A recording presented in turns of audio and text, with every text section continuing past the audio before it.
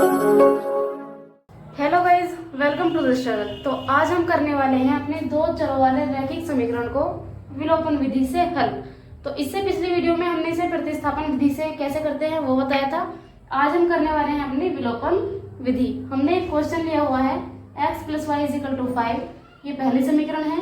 2x - 3y = 4, ये हमारी दूसरी समीकरण है। तो विलोपन विधि से कैसे हल करते हैं? विलोपन का अर्थ क्या होता है? विलोप का अर्थ होता है छुपाना। छुपाने का मतलब हमें इसमें काटना है, ठीक है। तो विलोप का मतलब छुपाना, यानी कि इसमें हमें एक चर को काटना है ताकि दूसरे चर का मान निकल सके। अगर हमें x का मान निकालना है तो y को काटना होगा, और अगर y का निकालना है तो x को काटना होगा।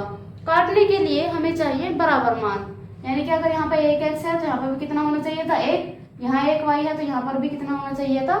1। लेकिन ऐसा तो है ही नहीं। यहाँ पर एक x है, यहाँ पर 2, यहाँ पर एक y है, यहाँ पर -3। तो हमें क्या करना होगा? इसे काटने के लिए पहले बराबर करना होगा एक चर को।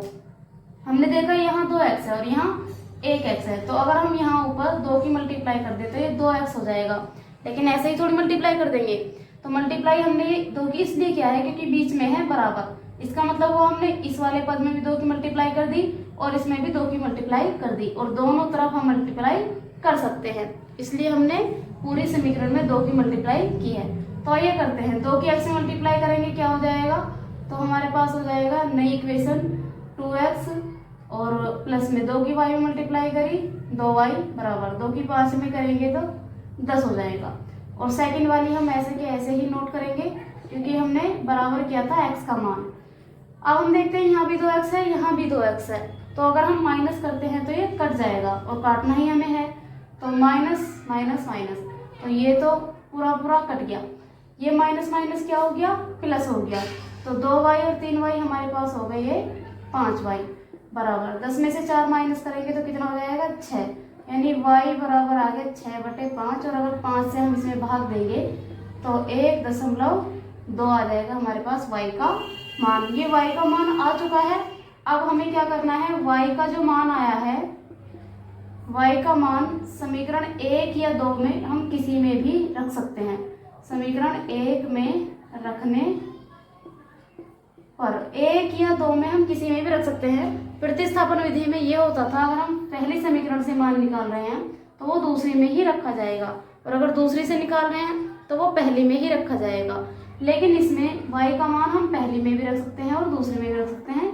लेकिन ये याद रखना है कि जो हमारी मूल समीकरण थी, जो हमारा क्वेश्चन था, उसकी ही समीकरण में रखना है। जो हमारे बना के आए हैं उनमें नहीं रखना है। तो हमारी मूल समीकरण पहली क्या थी? x + y = 5, तो इसमें ही हमें रखना है। तो x का मान अभी हमें पता नहीं है, प्लस y कितना है? 1.2 = 5। तो x बराबर 1.2, इधर प्लस का है, इधर जाएगा तो माइनस।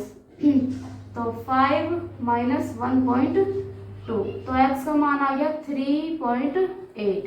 ठीक है, तो ये हमारे पास क्या आ गया? x का मान आ गया प्रॉपर, और ये y का मान आ गया हमारा। वैसे तो विलोपन विधि से यही हल हो चुका है क्योंकि ये बहुत ही आसान और छोटी होती है।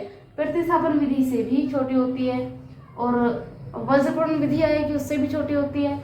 लेकिन अभी हम इसकी जांच करके देख लेते हैं कि हमारे x और y के मान जो आए हैं वो सही हैं या गलत हैं। जांच करने के लिए हमें चाहिए अपनी पहली समीकरण या दूसरी समीकरण। तो जांच हम कर लेंगे समीकरण 2 से। पहली से भी कर सकते हैं, दूसरी से भी कर सकते हैं, ठीक है। समीकरण 2 हमारे पास क्या थी? 2x - 3y = 4। 2 इंटू में x का मान कितना है? 3.8, -3 इंटू में y का मान है 1.2 = 4। तो इसकी इसमें गुणा कर देंगे। 2 × 8 = 16, हाँ से 1 2 3 6 1 7। एक संख्या क्या है? पॉइंट था तो पॉइंट लगाएंगे। -12 दूनी 24, 12 × 36। एक संख्या का पॉइंट था तो पॉइंट लगाएंगे। माइनस करते हैं, 6 में से 6 गया 0, 7 में से 3 के बचे 4, और एक संख्या के आगे पॉइंट है तो ये हो गया पॉइंट = 4। तो 4 = 4 आ गया, यानी LHS और RHS हमारे दोनों क्या आए हैं? बराबर आए हैं।